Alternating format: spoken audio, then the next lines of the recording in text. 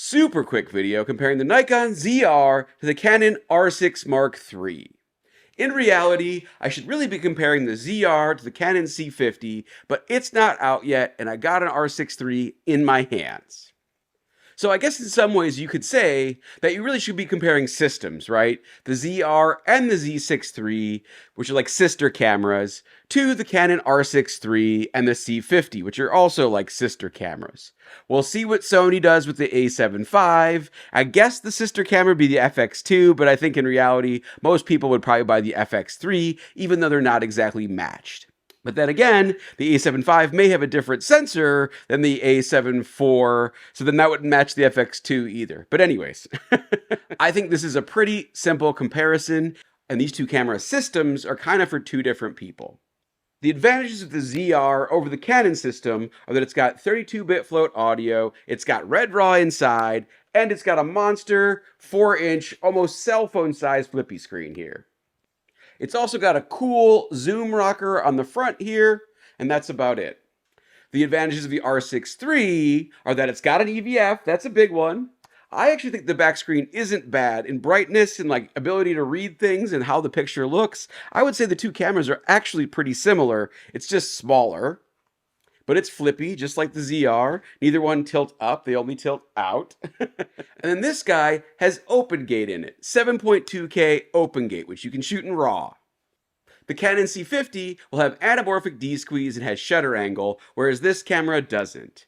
Although, if you've seen all the YouTubers who like messed up overheating tests because they didn't have shutter angle in the camera, I have a feeling Canon might reverse, cripple hammer course and put shutter angle in this guy in a firmware update. Both cameras have like a technical electronic data hot shoe in the top. Both record RAW internally, like 12-bit really sweet RAW. Both have IBIS. This has a 24 megapixel sensor. This is a 33 megapixel sensor, just kind of middle of the road. This sensor is partially stacked. This one isn't. I would say this is more of a cinema sensor. This is more of a hybrid sensor.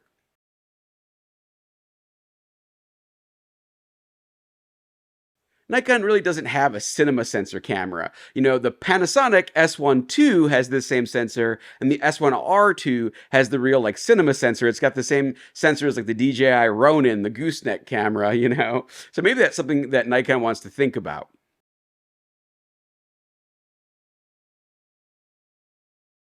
But, both sensors pretty similar performance. Because this is partially stacked, it has slightly worse dynamic range and is noisier, especially in RAW. This sensor is not stacked, so it's a little less noisy in RAW. It has a little bit better dynamic range, but then the rolling shutter is maybe a little worse on this camera. I didn't notice the difference, if we're being completely honest. So I think you can kind of tell these are both awesome cutting edge cameras, right? So, how do you choose? Well, this is what I'll say. If you really, really want to shoot red RAW, or if you have a bunch of red cameras and you want something that color matches pretty easily and pretty closely, get the ZR. However, the ZR is full of quirks and full of bugs. Some examples. It's got a micro HDMI port, not a full HDMI port, in like a video cinema camera. It even says red right on it, like red cinema, Oh, also, it's pretty funny. The Canon R6 III doesn't say cinema on it, but it shoots in 24 FPS, whereas the Nikon, which says red on it, doesn't shoot in 24 FPS, not true of 24. It's only 23.98. Not a huge deal, but I thought it was ironic. The menus in Nikon are atrocious. They're a mess. They're hard to understand. The video stuff is like at least 3 different places in the menu. It only has one card slot. There's a micro SD card in there as well, but you can't really record high-speed video or raw video to that. You basically have the one CF Express Type B card in there. And it's on the bottom of the camera. So certain tripod plates or like tripod plate fixers, screws, will get in the way and you can't open the door. That's super annoying. And then operationally, it feels like video in general, but especially red RAW, was just tacked on in the last minute. And so operationally, it doesn't make a lot of sense. Some examples of what I'm talking about here are that in red RAW, it has 3D LUT view assist, but if you turn it on, you don't have focus peaking anymore. So you can't use manual lenses as easily, right? And then the LUTs you load for red view assist don't work in Nikon RAW or N-Log and other modes like H.265. They have their own set of view assist stuff and their own view assist features. It makes no sense. I will say, while it's totally usable, the H.265 in here is also kind of soft. They put a lot of noise reduction in there and you can't take it off. This camera also doesn't have mechanical shutter, although I will say, even though it doesn't have mechanical shutter, it doesn't come down to protect the sensor. If this had an EVF on it, just this form factor, this rangefinder form factor, would have been so dope. Like, my Leica cameras would have been in some danger if it had an EVF. But it doesn't, so, onward and upward, MEV1 video coming soon. On the other hand, the Canon feels like a very complete package. Like, Canon very distinctly and purposefully made this the photo video hybrid camera, and then the C50 is more of the video only camera, right? The C50 has the video menus, it's got the shutter angle, it's got the anamorphic D-squeeze, it doesn't have IBIS, which I think is a good thing for a cinema camera. It doesn't have internal NDs, neither does this, but otherwise it's basically a very full-featured cinema camera. This guy, has a mechanical shutter that can come down to protect the sensor, hallelujah, and then has all the photo features and most of the video features of the C50 and basically most of the features of this. I'll also say, and you'll see this in the sample clips I'll put at the end of the video here, the RAW in this looks very good, and you can easily drop red RAW LUTs onto the RAW files coming out of this, and it looks very similar to the stuff here. It would not be hard to color match the RAW coming out of here to red footage from the ZR or a real red camera, in my opinion. And then just overall, outside of red color science, I prefer the Canon color science to regular Nikon color science by quite a bit. It's just a personal preference thing. I like the way skin tones look. I like the way it renders. It just feels like, I have to do less color grading, so it's a faster turnaround on that part. And I think overall, that's sort of the story of this camera and the C50. Canon made a very polished, complete camera. I don't find a lot of bugs and niggles and weird quirks to the camera. It seems like they kind of thought everything out. The menus are super easy to navigate. I haven't shot Canon cameras in a while. I tried the R5 against the SL2, and then I tested the R5 II against the S1R2, and in both cases I chose the other camera, but going back to that, I think I might have made a mistake, Canon's really caught up with this R6 III, and really the R5 II, and with the addition of these extra video features, open gate in 7K, 4K 20 with basically no crop. This has a crop in 4K 120, by the way. It feels like Canon's kind of caught up. And even though the S1R2 has a few more features, like the autofocus is better in here, it's a better build quality, it's just a really complete, polished package. And it makes things easy. If I've got a fast turnaround, I can be confident that Canon cameras are going to pump it out and make it look good with like minimal effort. So for me, I want no futzing, right? I just want an easy video solution and maybe also like a hybrid photo video solution in certain cases. If you watch my channel, you know the GFX system is my main photo workhorse, so I don't really need Canon cameras for photo necessarily. The GFX does the vast majority of what I need to do, but it's nice to have a backup option. On top of my Leica cameras also. Another video about that coming soon, I promise. But I think Open Gate's a pretty useful feature, something I'm going to use a lot to pump out content. The colors make it very easy for me to just crank out YouTube content. I don't have to do a lot of tweaking, talking head stuff. Skin tones look great, da-da-da. And like the menus are easy to navigate. I don't feel like there's a learning curve. I have to remember where anything is in the menu. I can just find it. It's all logical. Do I wish there was shutter angle in here? Yes. Do I wish there was anamorphic D-squeeze in here? Yes. Is the IBIS not that great in here? Yes. Also, the IBIS is not that great in the Nikon. Maybe slightly better, but neither one are like a Panasonic. I'm going to use a gimbal if I need smooth, steady shots, right? So IBIS is not a big deal or a deal breaker in either of these cameras. But anyways, besides those few small things, this camera is basically perfect. It's a complete package. It's really polished, really easy to use, and gives really solid, pleasing results reliably. On the other hand, the Nikon pumps out red RAW with red color science. That is sweet. The 32-bit float audio, the big back screen, all of these feel like features that are like almost game changers, right? They're an inflection point for Nikon. It's going all in on cinema. But it also feels kind of tacked on and not complete and almost like a prototype, like a beta model or something, where they didn't quite think everything through. The menus are a mess. So many times I'm like, where is that thing? And I just couldn't find things. You've got to like click over twice to get into some menus, and it's like not clear when you need to do that. Different features work at different times depending on whether you're in Red RAW or H.265 or NRAW or NLOG. It's just all kind of confusing and quirky and like very futzy. Like another weird thing is like the power button, it lights up green, but then that green light will go off. So often I'll close the camera, think I've turned it off, but in reality, the camera is still on. So you really got to make sure to turn it off and then close the monitor so you don't run down the battery. I don't know why that green light wouldn't just stay on all the time. Just like weird quirks like that. Like the build quality is not the best. Like the joystick only goes up, down, left, right. It doesn't go diagonal. The shutter button's a little funky and squingy. Again, the micro HDMI just doesn't feel as solid as the R6 III. But despite all of its quirks, it's still a fun camera to shoot. So I can see a lot of people that just want to have fun and only want to spend $2,200 buying this camera, checking it out. I think a lot of people will shoot Red RAW, say, wow, that looks really good, and then never use it again. Like this thing chews through memory cards with the Red RAW, you know, you go through a terabyte in like 20 minutes or something. It's just not realistic for most applications, but it's cool. On the other hand, the Canon is $2,800, more in line with the Nikon Z6 III, which doesn't have Red RAW, doesn't have 32-bit float audio.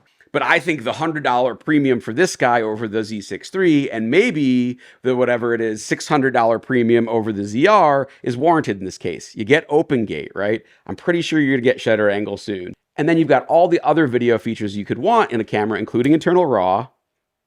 And it's got 4K 120 with basically no crop. So in a lot of ways that matter, right? This is probably the more useful, more full-featured video camera, and it's more reliable and easier to use. And I prefer the color science.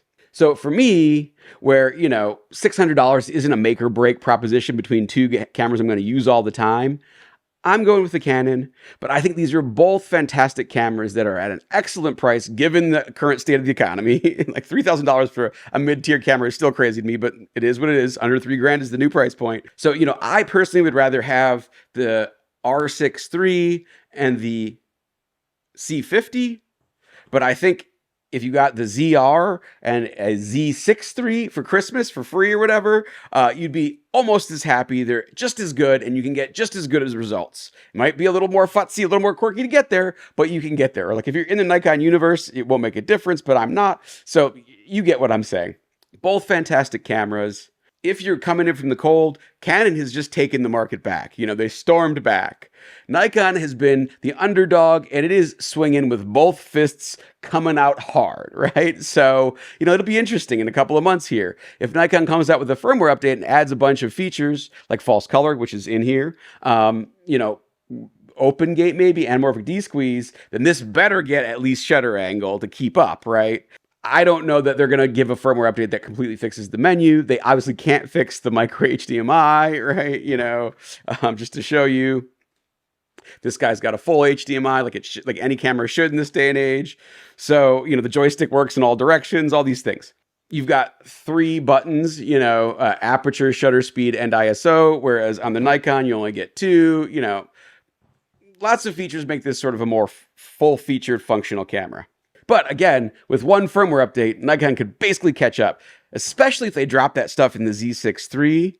Then, like, the only thing that the Z6 III would not have that this camera has is that the shutter doesn't come and protect the sensor. If they put that in with the firmware update, they would be very comparable cameras. But as it stands in like late November 2025, this is probably the most full-featured camera between Canon and Nikon in both video and photo. And it's like better built. It has an EVF, all the things I want, and the C50 is coming, and I think those are going to be a perfect complement, and they'll both be super easy to use. So for me, that's what I'm picking. A quick side note is like Panasonic, I would say the S1II, S1R2 still have better video features, for sure, right? But like they're not used by very many people. You can't get them at a lot of rental houses. The lens selection is getting interesting, but it's still kind of limited. The Leica lenses are way too expensive for my budget. Whereas the Canon lenses are really, really good. They're like pro quality lenses. I wish they took third-party lenses, but they don't. You know, I'm mostly going to adapt manual glass anyways because I'm using these for filming and like video. And then also the Panasonic cameras don't have the best autofocus, especially in low light. The build quality is not great, whereas these feel really solid. So, you know, just because Canon has such market share, I do think Canon is kind of like the safest bet right now. But man, like, if Panasonic comes out with an S2H or an S1H2 with a better build quality that has the look of the old S1H, and they like maybe improve the autofocus along the way, maybe I suppose the overheating is like better if not fixed. That could be really interesting.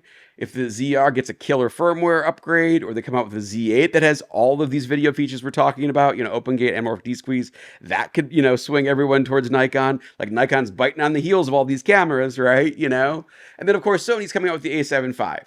So this is by no means like a concrete set in stone determination, but at this moment in time, I think Canon is kind of leading the pack and is winning the like hybrid, under $3,000, photo video camera, market segment right now, at least for me. But I just want to reiterate one more time. All these cameras are fantastic. The S1 II is fantastic. The ZR is fantastic. The Z6 III is fantastic. I'm sure the A7 V, when it comes out, is going to be fantastic, right? So you really can't go wrong with any of these. But again, for me, choosing the Canon, slight preference. I'm mostly going to use it for video stuff. It just seems like it's going to be the fastest turnaround solution with the nicest, quickest color grading, color science pathway for me. I'm sticking with the GFX for my work photo stuff, Leica for my joy photo stuff, and then this would be like my backup or even third backup for photo. So yeah, that's kind of it. I'm going to put some video samples so you can see my methodology. As you can kind of tell from how these cameras are set up, is that, I bought a setup that I think a lot of people will buy as their first setups if they get these bodies. The Pancake, it's 26 millimeters f2.8 on the Nikon, and then it's 28 millimeters f2.8 on the Canon. So you'll kind of be able to tell which clip is which. I shot some in open gate, and then this will be a 28 millimeter focal length. Everything will not be in open gate in the Nikon, and it'll be 26 millimeter focal length. I shot clips in their regular standard, like H.265 video mode with standard color profiles. You can see how those look a little bit different. And then I shot both of them in RAW internal, in Red RAW on this guy, and then like Canon RAW on this guy. Like I said, I'll drop Red RAW on a couple of these clips so you can see how that looks as compared to regular Canon RAW color science. And you'll see it's like very similar. You'll also see there's more noise in the ZR footage when we're shooting in RAW. I didn't apply any denoise. I used all the same settings. Like I said, just tried to use the most similar setup, same settings in both cameras so you get a pretty fair side-by-side comparison. Okay, so anyways, here are the clips.